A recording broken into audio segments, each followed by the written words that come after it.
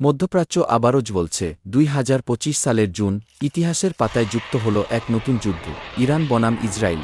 এই যুদ্ধ শুধু দুটি দেশের মধ্যে নয়, বরং গোটা বিশ্বের ভূরাজনৈতিক পরিস্থিতির উপর ফেলছে তীব্র প্রভাব। চলুন জানি এই যুদ্ধের পেছনের কারণ, কৌশল এবং এর ভয়াবহ ফলাফল।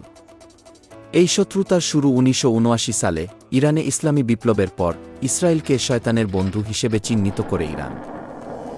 পরবর্তী কয়েক দশকে ইসরায়েলের গোপন মিশন, ইরানি বিজ্ঞানীদের হত্যাকাণ্ড এবং পারমাণবিক প্রকল্পে সাইবার হামলা সম্পর্ক আরও খারাপ করে তোলে।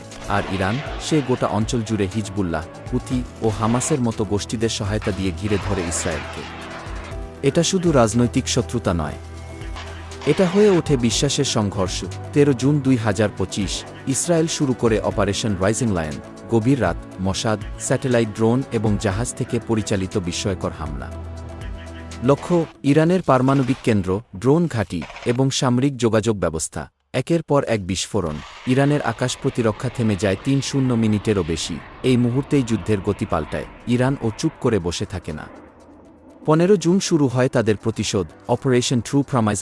ড্রোন, রকেট, ব্যালিস্টিক ক্ষেপণাস্ত্র ইসরায়েলের দিকে ছুটে আসে, আকাশ ভেদ করে। তেলাবিব, হাইফা ও ডিমোনা আঘাতপ্রাপ্ত হলেও ইসরায়েলি আয়রন ডোম ও ভ্যাট প্রতিরক্ষা সিস্টেম বেশিরভাগ হামলা ঠেকাতে সক্ষম হয়।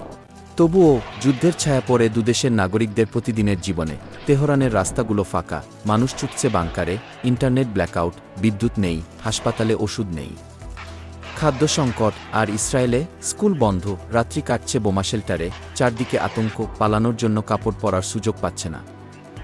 জাঙ্গিয়া পরে পালাচ্ছে। যুদ্ধ কখনো কেবল অস্ত্রের মধ্যে সীমাবদ্ধ থাকে না, যুদ্ধ মানুষের মনেও ঘটে।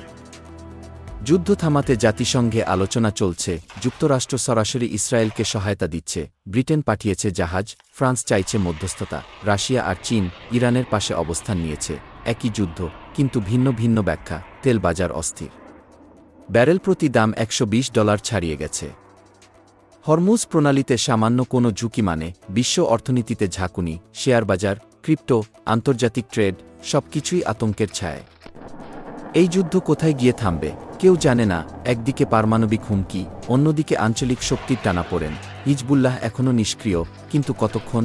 এটি কি শুধু শুরু, নাকি এক বড় যুদ্ধের মুখপাত্র? ইতিহাস বলছে, যারা আগুন নিয়ে খেলে তাদের ছাই হতে সময় লাগে না। সামনে কি আসছে সেটাই এখন সবার বড় প্রশ্ন। ভিডিওটি ভালো লাগলে শেয়ার করুন, সাবস্ক্রাইব করুন। আরও বিশ্লেষণ পেতে শান্তির পক্ষে থাকুন, সত্যের পক্ষে থাকুন।